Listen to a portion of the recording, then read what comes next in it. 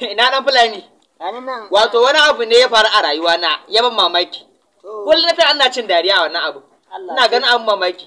Wani a cikin yan uwanku na je kamun barna a gona. Na je he na tawo da shi nace da gari wannan ba Allah kai ne kamun wannan barna. He ce ba shi bane. Daga aga sawu ga sawun kwabatan shanu. Yace har na wani baka ba ga wannan kwabatan ta ne. Sawun kwabatan ne. Yace min a'a. To me zai faru mutumin ka ya ja ba su ruwa suna sha. Haba sai ga wake ta hanci ta baki na tsoro ake to kaga wake na. Kaga banyin wake na ga yanzu saboda Allah zai bari dan gwarai. Gwarai kuwa. Wata na nufin canun. Ruwan da su ya sa abun kawakin ka har ya kiro a jikin canun? Gaske? Kuma ba su mutu ba. A to ya za a yi? A lokaci life story. A ba zan lokaci ne. Ai ni ba zan mance ka san yanzu an samu shi gaba. Na'am.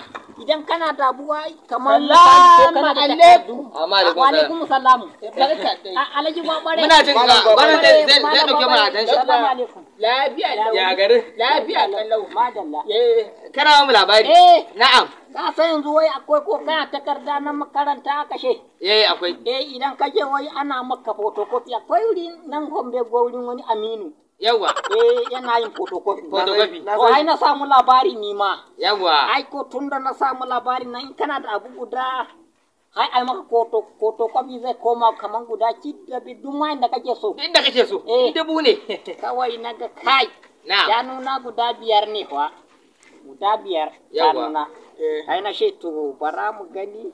Na je na ɗebo shanuna na zo da su wurin na. Yawa. Shi wurin mana Aminu? Wurin Aminu. Da kawo mai su? Na.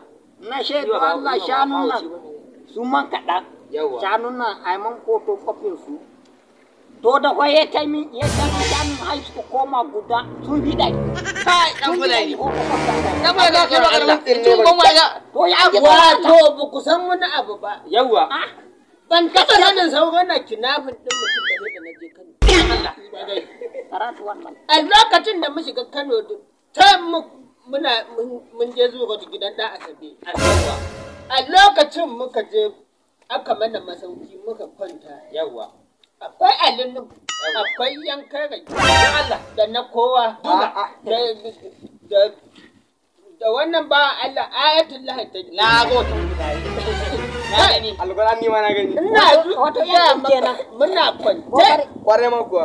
Yan fim kenan. Yawa muna Ai kwance. da na bani fara fim kai. Can sai ina ji kiki. Yawa.